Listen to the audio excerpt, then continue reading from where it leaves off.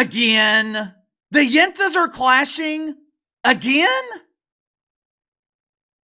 I've been telling you guys for months now that something doesn't seem right with America's favorite yentas. Seems to be a lot of tension between them. Seems to be a lot of fighting. The arguments are happening with more and more consistency, and they're happening in public. If this is how they are treating each other publicly, just imagine what's going on behind the scenes.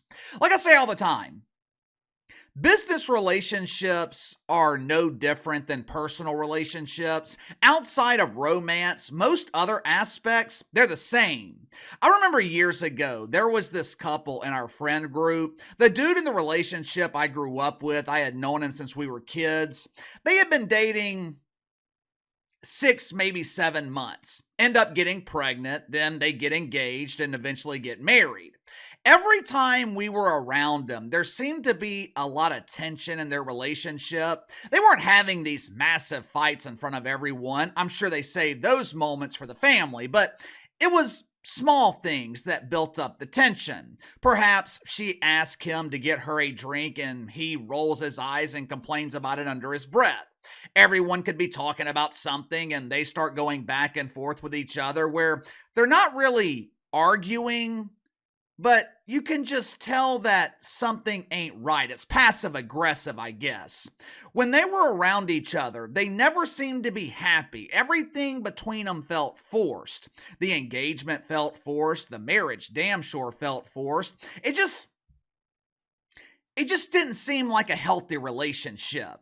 If they were behaving like that in front of everyone, if they were treating each other like shit when everyone was around, I can only imagine how they treated each other when they were by themselves. Long story short, I ended up losing contact with them, but a couple of months ago, I get a text from one of my friends telling me that they had filed for divorce. Shocker! I'm starting to wonder if that is the path that our yentas are on. This week, for the third or the fourth time in 2 months, there was another verbal catfight on The View. It wasn't barbaric. It wasn't on the level of Jerry Springer, which, by the way, Netflix just released a documentary on Jerry Springer. If you haven't seen it, I highly recommend it. But this argument on The View, it would be considered mild by Jerry Springer standards. Hell, if it happened on his show, it wouldn't even be considered an argument. It would be classified as healthy discourse. But it was another example of what I believe is the growing tension between the yentas. More specifically, the growing tension between the great pretender Alyssa Farah Griffin and Uncle Casey's favorite yenta, Asuncion. If you haven't already, make sure to like and subscribe. You can follow me on Twitter at KC_BTL84. Let's get to the sponsor for today's video, my good friends at Sugar Mountain Trading. Are you struggling with back problems? Do you deal with minor aches and pains throughout your day and you don't want to go to the doctor because all the doctor's going to do is find something else wrong with you? Or even worse, prescribe addictive medication that you don't want to take? Me personally, I hate going to the doctor. So does my wife, who actually deals with back pain, which is why she started using CBD lotions and oils from Sugar Mountain Trading. No, ain't THC. It's not going to make you fail a drug test. These CBD lotions and oils, they are designed for rapid pain relief. My wife deals with nagging back pain from time to time. We've tried over-the-counter stuff. We have tried visits to the chiropractor. Nothing works. Within 5 minutes of me applying CBD lotion from Sugar Mountain Trading, her pain was gone. I'm telling you. It's damn near magical. My wife keeps a bottle in her purse with her at all times. Sugar Mountain Trading also offers CBD bar soap that will keep you pain-free and smelling fresh at the same time. The CBD bar soap comes in a variety of scents ranging from lavender to cherry almond. All CBD products offered at Sugar Mountain Trading, 100% natural, 100% free of THC. So click the link in the description below. Use my promo code BTL20, BTL20. Save 20% off your first purchase with Sugar Mountain Trading. Wednesday morning, primary topic on The View was free speech. Wait a minute. Correct me if I'm wrong here. Wasn't one of the biggest stories this past week the lawsuit filed against Man Hostin? The same Man Hostin that was mesmerized in the late 90s by the radiance of Asuncion Cummings? Man was so mesmerized by her radiance, he gave her his last name. Earlier this week, it was either late Monday, early Tuesday, the Daily Mail revealed that Man Hostin was facing a RICO lawsuit in New York City. He was basically accused of receiving kickbacks. It was a big story, and the last I checked, the yentas made their living talking about big stories. I believe they call it hot topics. So you mean to tell me the ladies conveniently overlooked this scandal involving Man Hostin to talk about Mark Zuckerberg? Either way, Marky Mark and free speech, it was the topic of discussion. The super nerd made headlines this week when he announced that Facebook was changing its policy when it comes to fact-checking. Marky Mark was interviewed by Joe Rogan where he appeared to be styled by a 70s hippie, and he told this interesting story about Johnny B. Biden pressuring Facebook to censor certain speech. Obviously, Facebook complied with these alleged demands because Mark Zuckerberg is the only man in America who can make John Biden look tough, intimidating. As expected, 80% of the yentas claim to support free speech as long as the speech is limited. Translation, they don't support free speech. They support the same free speech that John Biden supports, which means they only support it if they agree with it. For example, if you say that Whoopi Goldberg has the personality of a courtesy flush, that is hate speech. If you say her boodle breeze smells like a blossoming dandelion, that is free speech. Sunny Hostin spoke for several painfully boring minutes where she educated the audience of lonely women on the difference between free speech and hate speech.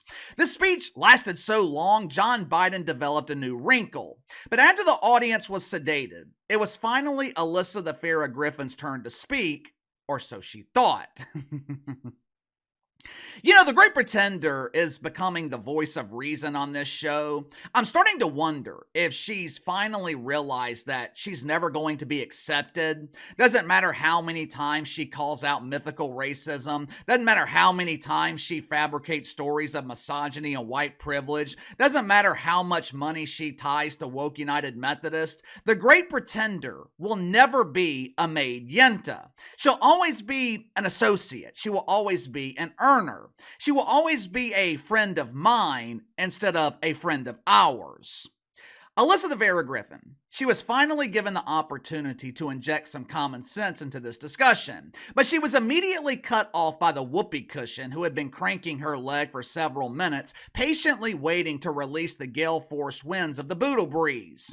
I had to film this clip from my cell phone because MRC wouldn't allow me to pull it from their website, so I apologize for the visual quality, but the audio is fine. Watch it for yourself. There's a difference between free speech and hate speech, and we know that. Free speech, I welcome. I think everyone welcomes. It's your constitutional right. When you start delving into hate speech, which is what is happening all over social media, there's a problem with that. When you start delving into misinformation and disinformation, there's a problem with that. Meta's new hate speech guidelines permit users to call people in the LGBTQ plus community mentally ill. That is harmful. That is harmful. And the last thing I'll say is, let's just break it down to bare bones. This is about President-elect Trump going back to the White House. This is about the fact that our many corporations, and especially these oligarchs that own these social media companies, are bowing down to Trump so that they can make money off of American people. Okay, if we can all have a bit of a conversation here. So this is actually more complex than we're making it, but on the free speech of it, and I actually agreed with Mark Zuckerberg, of course there's pressure because Trump's coming into office, but I do think that there's a cultural and societal desire to be able to talk about things openly, and actually liberals used to be the ones who were super pro-free speech. The famous saying goes, I disagree with what you're saying, but I'll defend to the death your right to say. Yes, so but I will not defend to the death your right to call me. Here. Sometimes it happens like this. Be nice. She didn't talk for 20 minutes. And I always like to hear what to say. Go ahead. Go ahead. Okay. Go ahead. Go ahead. Okay. Let me ask you something, because anytime free speech is brought up, they always talk about hate speech. Who determines hate speech? What are the standards? Is hate speech anything that causes someone to be offended? If that's the case, everything is hate speech. We have dudes walking around with beards who are offended when they're called sir. We have teachers with receding hairlines who get offended when their students refer to them as mister. We have identifiers going through the academy training to be pronoun police. Are pronouns considered hate speech? What if someone was offended by a particular fragrance of the Whoopi Cushion's Boodle Breeze? Would that be considered hate speech? Who is the arbiter? Who is determining what is and what isn't hate speech?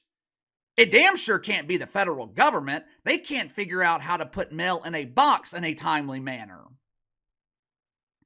You know, if this minor cat fight were a one-off, no big deal. But this is a pattern. This is a trend on The View. Ever since the election, there seems to be serious tension with the yentas, especially between the Great Pretender and the Radiant Sun Hostin. Like I said, this is the third or fourth time there have been subtle insults. It makes you wonder what's happening behind the scenes. Saw it yourself. The Whoopi Cushion demanded that Alyssa Farah Griffin be nice to my son. She is going through a tough time right now. Her husband is being sued, and if criminal charges are filed, he could be looking at 25 to life. No amount of Botox will keep son looking radiant at the end of that potential sentence. There have been rumors for months that Sunny Hostin could be fired from The View. Just because she's a made yenta, that does not mean her woke welfare can't get whacked. I have been covering this show for years. There's always been arguments, there's always been disagreements, but I don't remember it happening with this much consistency. Seems to be serious tension on The View. Why? You tell me. Sunny Hostin, Alyssa Farah Griffin don't seem to like each other. Why? Is Sunny Hostin at risk of losing her job? Now, to my knowledge, she has not addressed this lawsuit involving her husband. I'm sure that she can't say too much for legal reasons, but don't you think it's strange that she said nothing about it? Sound off in the comments below. Best way to contact me is through email, btlkc84@gmail.com. See you guys tomorrow.